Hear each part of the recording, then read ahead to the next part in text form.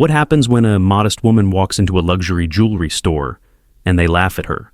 She wore an old red scarf and quiet shoes, no designer bag, no entourage. To them, she was invisible. But what they didn't know was who saw her walk out. And when he came back, he didn't just buy her the necklace, he bought the entire store. This is what happens when grace meets power.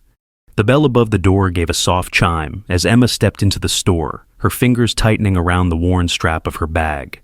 The warmth inside was instant, but so was the cold glance from the woman behind the glass counter. Spotless marble floors stretched across the boutique, reflecting the sharp brilliance of diamonds, pearls, and gold, each piece resting in its own velvet throne. Everything about the space screamed wealth. Everything about Emma whispered otherwise. Her coat was clean but old, the fabric a little faded at the cuffs. Her red scarf, frayed at the edges, had once belonged to her mother. She wore it like armor.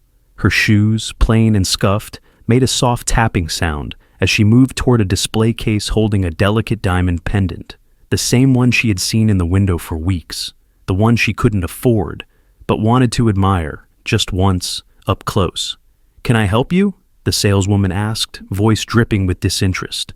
Emma offered a polite smile. "Just looking." The woman glanced her up and down. "Well, just so you know, everything in this section starts at 2,000. You might be more comfortable near the sterling collection." She motioned vaguely toward the far back, where the pieces were smaller, duller, and tucked beneath dusty glass. Emma's smile faltered for a fraction of a second. "I'm fine, thank you." The woman gave a tight-lipped smirk. "Of course. Take your time. Just be careful not to leave fingerprints." The words landed like ice on bare skin. Emma turned away, cheeks burning, eyes stinging. Not with shame, but with the sharp slap of being invisible. Again.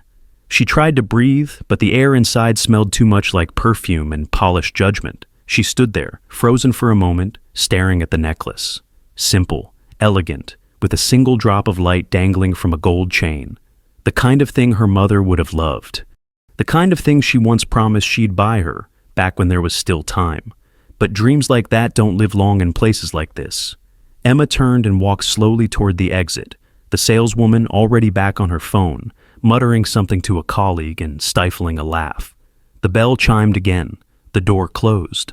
Outside, the sky had turned gray. Emma pulled her scarf tighter and walked into the wind. She never saw the man across the street, sitting in a parked car, watching it all unfold. But he saw everything, and he wasn't just watching. He was remembering. Inside the jewelry store, the break room buzzed with quiet laughter. The sales staff sipped lattes from branded cups and scrolled through their phones, barely glancing at the security footage playing on the wall-mounted screen. It showed the boutique floor from above.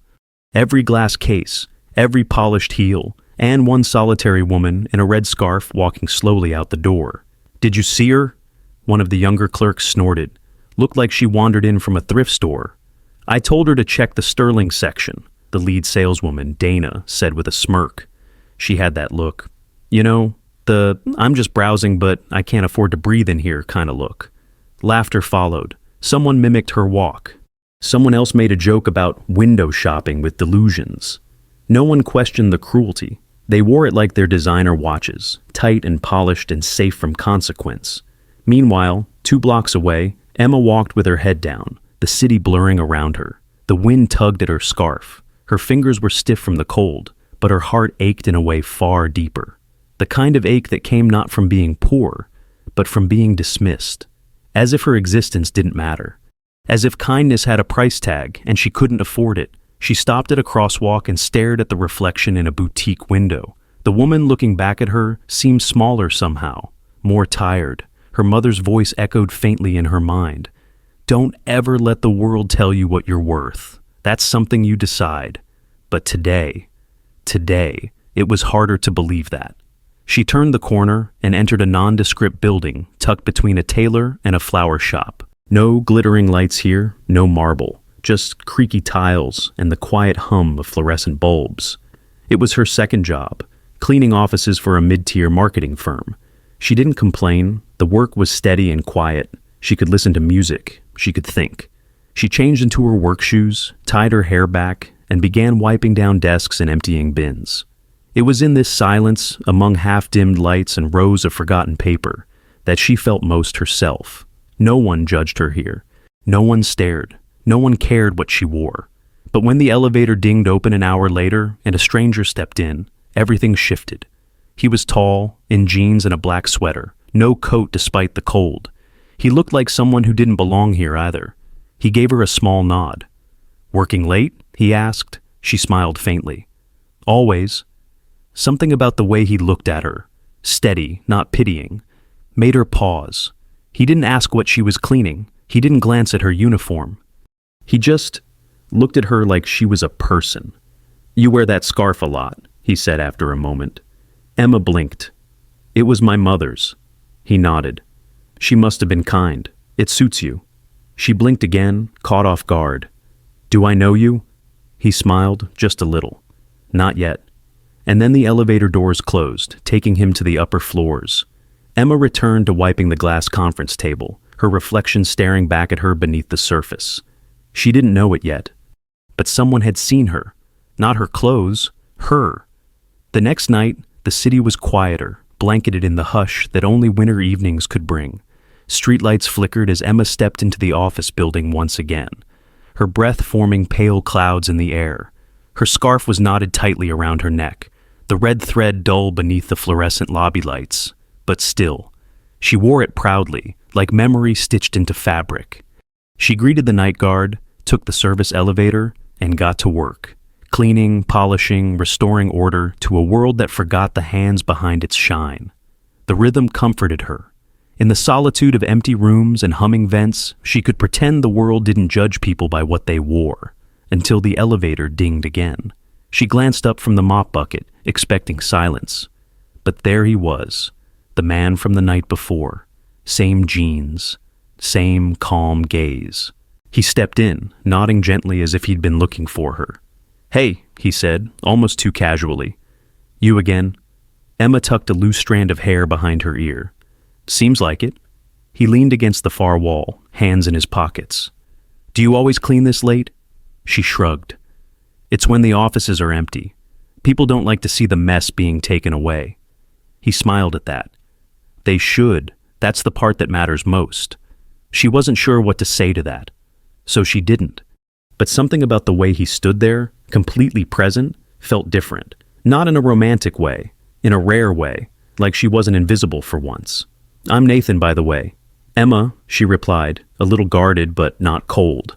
He looked at her, not through her. "Nice to meet you, Emma." The elevator opened on the 14th floor. He stepped out, then turned back. "Hey," he said, "next time someone looks at you like you don't belong, just remember, some people can't see past the glass." And with that, the doors slid closed. Emma stood in the empty elevator, his words lingering like music in a silent room. She didn't know who Nathan really was, not yet. But something in her gut told her. He wasn't just another man in an office. He had noticed her. And tomorrow, the world would notice him. Morning broke crisp and bright, casting long golden rays across the city skyline. At Royce Jewelers, the staff were bustling earlier than usual. Dana, the senior saleswoman, had arrived in a tailored coat and her sharpest heels. She checked her reflection in every mirror, as if preparing for a fashion shoot rather than a workday. "Did you hear?" whispered one of the younger employees, nearly breathless. "Corporate sent a notice. There's a VIP visiting today, someone very high up." "Maybe it's a regional director," Dana said, applying her lipstick. "Or maybe one of the Royce investors. Either way, let's look like we actually belong here." The velvet cases were dusted twice. Champagne was brought out just in case, and every employee wore smiles polished as the diamonds beneath the glass. They didn't know his name, only that he'd be arriving sometime in the next hour. Then, at precisely 11:04 a.m., a black SUV pulled up outside the boutique. No entourage, no red carpet.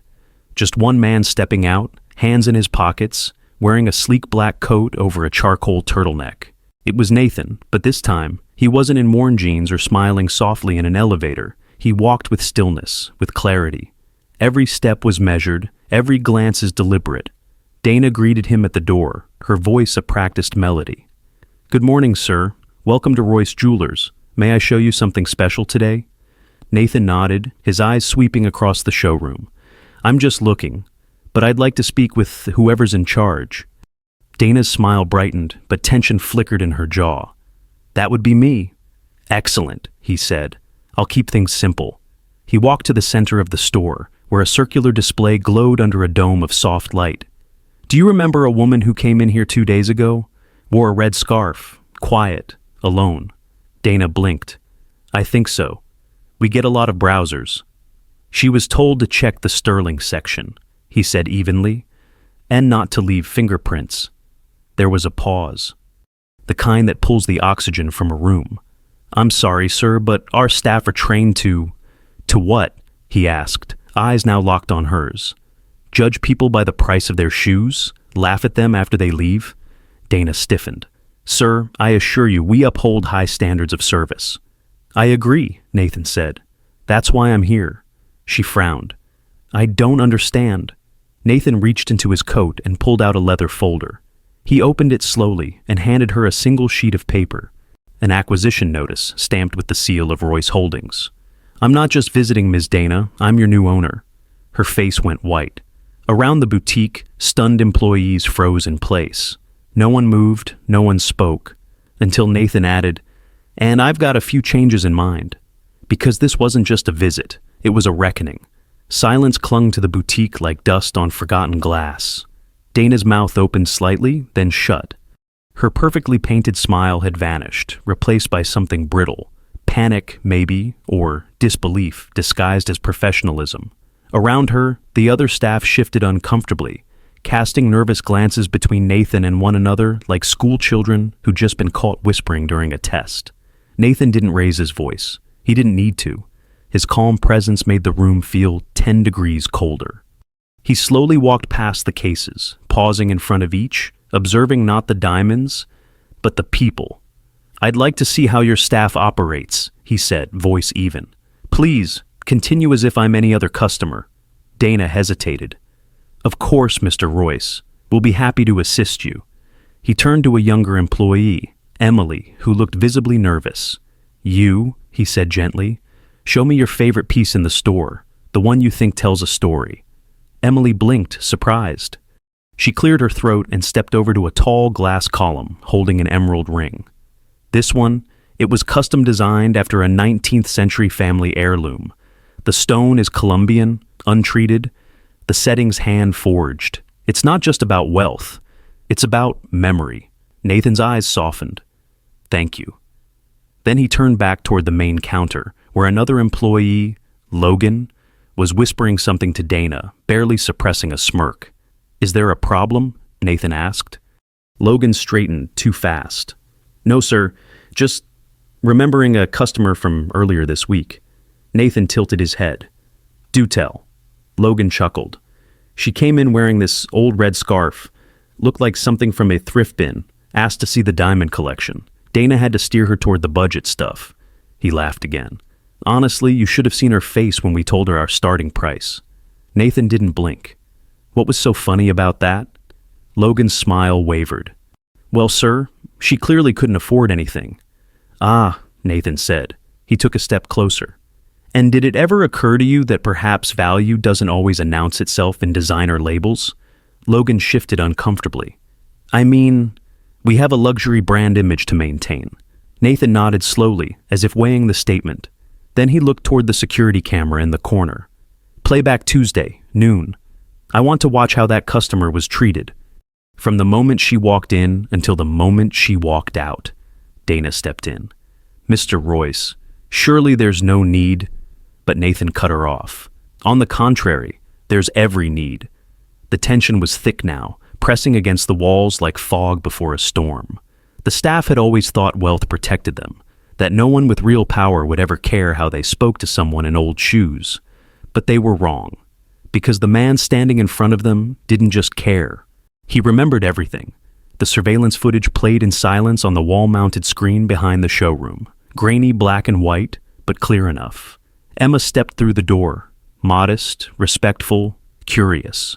She paused in front of the glass cases, her hands clasped neatly in front of her, And then came Dana, walking toward her like a queen greeting a trespasser. Everyone in the boutique watched as their own cruelty replayed before them. The dismissive gestures, the mocking glances. The moment Dana turned and whispered to Logan, who laughed and rolled his eyes behind Emma's back, Nathan didn't speak. He let the images do the speaking for him. His jaw was set. His gaze didn't leave the screen. Not once. When the footage ended, he turned slowly. "So that's how you treat people who walk in here without diamonds on their fingers," he said softly, but every syllable landed like thunder. That woman had more dignity than every one of you combined, and you treated her like a stain." Dana stepped forward, voice shaking. "Mr. Royce, I can explain. You had your chance to explain. You did it with your actions." She paled. Nathan reached into his coat and pulled out a folder, the same one from earlier. Only this time, he laid out sheets of paper across the main counter, each with a name typed in bold. "Effective immediately. You're all relieved of your positions." The room erupted. Gasps, whispers, panic. Logan blinked hard. "Wait, what? You're firing us?" "No," Nathan said calmly. "I'm firing the version of you that thinks status gives you permission to humiliate others. You represent me, and I won't allow arrogance to wear my name." Dana's voice cracked. "But we've worked here for years." "And in 5 minutes," he interrupted, "you managed to erase everything that matters." The air felt electric, heavy with consequence. Security guards who had entered quietly now stepped forward, escorting stunned employees to the back. Emily, the only one who had spoken about beauty with soul, stood still, eyes wide. Nathan looked at her. "You stay," he said gently. "We need people who still see the story behind the stone." She nodded, speechless. Then Nathan turned toward the center display, the one where Emma had paused. He stared at the pendant for a long moment, then reached out, unlocked the case, and took it in his hand. No alarms, no hesitation. And without another word, he walked out the door. Because this wasn't just a firing, it was a message. And the woman with the red scarf was about to receive more than a necklace. She was about to receive justice wrapped in velvet.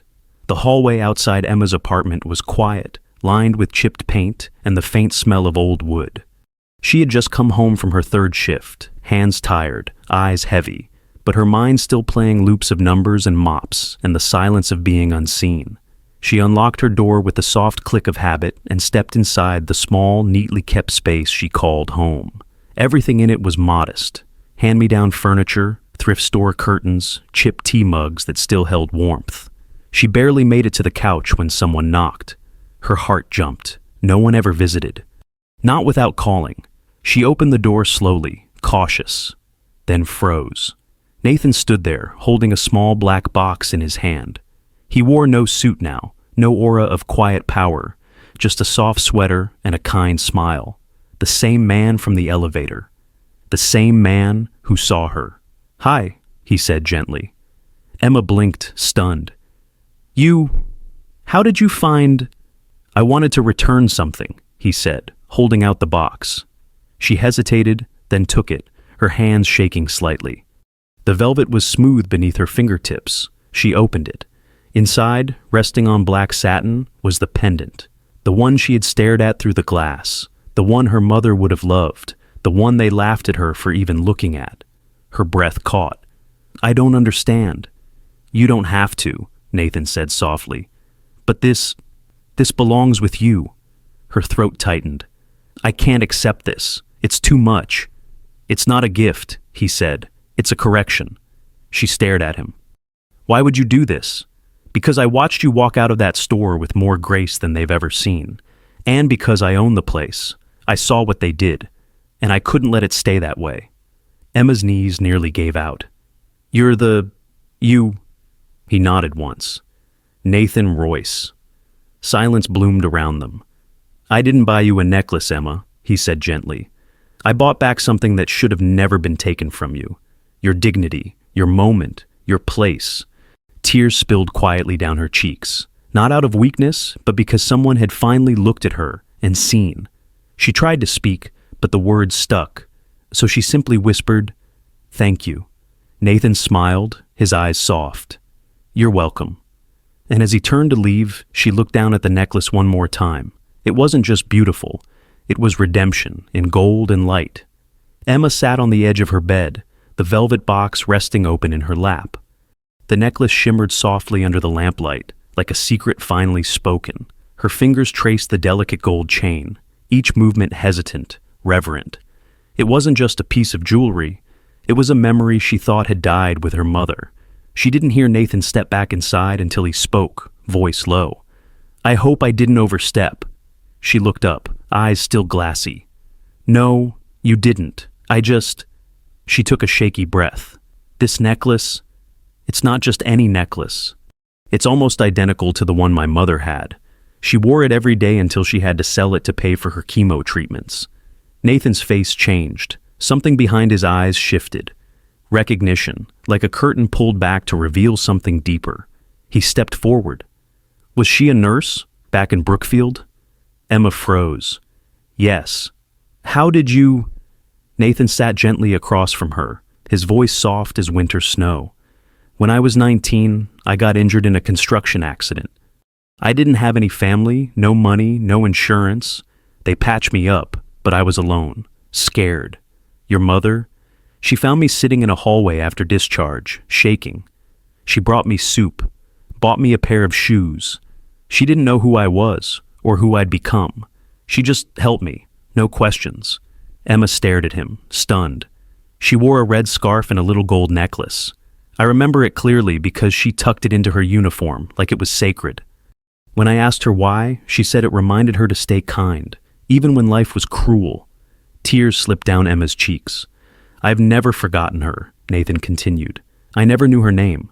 But after all my success, I searched for her. When I finally found out she had passed, I thought I was too late." Emma clutched the pendant tighter. "She never told me that story." "She wouldn't have," Nathan said with a smile. "She didn't do it for recognition. She did it because it was right." A long silence followed, rich with something neither of them could explain. Not fate, not a coincidence. Something deeper. A full circle drawn in gold. Nathan leaned forward, his tone almost a whisper. "I didn't walk into that store to buy anything, Emma. I walked in to see if the people running it still understood why we do this. Luxury means nothing without humanity." Emma looked at him, eyes wet but steady. "And kindness," she said. "Kindness is what makes something truly priceless." He nodded. "Your mother taught me that." And now, all these years later, he had come to repay her. The next morning, soft light filtered through Emma's apartment window as she sipped tea from the same chipped mug her mother once used. The necklace lay around her neck now, light as air but heavy with meaning. She had barely slept. Her world had turned overnight.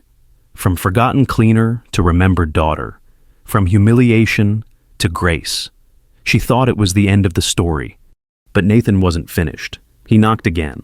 Less formal this time, like a friend arriving, not a billionaire. Emma opened the door, still in her sweater and jeans. "Back so soon?" He smiled. "Couldn't stay away." She stepped aside, letting him in. "You've already done too much." He didn't sit. He handed her an envelope. "What is this?" "A proposal," he said. "Not the diamond kind." Emma opened it slowly. Inside were architectural sketches, a storefront, clean, elegant lines. A new branch of Royce Jewelers, under a different name. She looked up, confused. "What is this?" "I'm opening a new location," Nathan said, "but not just another luxury boutique. I want to build something your mother would have believed in. A space that welcomes everyone, where design meets dignity." She stared at him, wide-eyed. "You want me involved?" "I want you to run it," he said simply. "Creative director, design lead, your taste, your ideas. Your name is in the corner of every glass case. Emma, this isn't about charity, it's about value. And you have more of it than anyone I've ever met in a boardroom." She stepped back, overwhelmed. "I'm not qualified." "You're exactly what this industry is missing," he said. "Someone who still remembers that jewelry is about meaning, not margin." Her voice cracked. "And if I say yes, then you help me rewrite what luxury looks like." Emma wiped her eyes and gave a trembling laugh. "There's one condition." He tilted his head. "Name it." She drew a breath. "We create a program, quietly, a fund, a partnership, whatever it takes. We help women who've been told they don't belong. They get a piece of beauty when they need it most. We make sure no one else ever walks out of a boutique feeling like I did. Nathan's smile deepened, slow and genuine. Deal. For the first time, Emma felt her mother beside her, not as a ghost, but as a legacy. The woman who once gave soup to a stranger had just changed the world through her daughter. 6 months later, the storefront on Willow Avenue glowed beneath a soft evening sky. Gone were the cold marble columns and velvet ropes. In their place, warm lighting, open doors, and a name etched in glass that shimmered like quiet promise. Royce Grace. Below it, in delicate script, inspired by those who give without asking. Emma stood inside, wearing a tailored cream blouse and simple gold earrings. Nothing flashy, just enough to whisper elegance. Her red scarf rested gently over her shoulders, now preserved rather than frayed. Around her neck, the same pendant. Her mother's memory, her own strength. The new store didn't smell of power or exclusivity. It smelled of welcome. Reporters hovered at the edge of the event, cameras flashing. Socialites and philanthropists buzzed about the boutique's bold new vision. But Emma wasn't there for them. She was standing beside a glass case, gently explaining the story, behind a delicate pearl ring to a young girl with nervous eyes and calloused hands. Her school uniform frayed at the cuffs. When the girl asked, "Do people like me really belong here?" Emma smiled. "You already do," she said. "You always did." Across the room, Nathan watched quietly, hands folded, pride warm in his chest. He didn't interrupt. This was her moment now. She had taken something broken, something dismissed, and turned it into grace. Later that night, a reporter asked Emma how it felt to rise from janitor to jewelry mogul. She chuckled softly, shaking her head. Titles come and go, but kindness stays. And sometimes the most beautiful thing in the room isn't behind the glass. It's the person who walked through the door. Outside, across the street, a few of the former boutique employees stood watching, their resumes clutched in hands, expressions unreadable. Dana, once so confident, now stared through the glass she used to guard, watching the woman she once mocked become the voice of a new kind of luxury. And when the first donation was quietly placed into the Grace Fund, a silver bracelet slipped onto the wrist of a woman leaving a shelter. Emma didn't make an announcement. She just smiled and whispered, "For my mother." Because in a world that worships shine, she had become proof that light lives in humility. And from that day on, every time a woman walked in wearing uncertainty, she walked out wearing dignity. They judged her by her shoes. They mocked her behind the glass. But in the end, the woman they called poor now runs the store they once worked in. She didn't rise through rage. She rose through kindness, through memory, through the strength of a mother's love, passed down in a red scarf and a soft heart. And when she finally held the keys, she didn't close the doors behind her. She opened them wider. So, next time you see someone who doesn't look the part, ask yourself, are you looking at their clothes or at their story? Because some people walk in wearing humility and leave wearing history.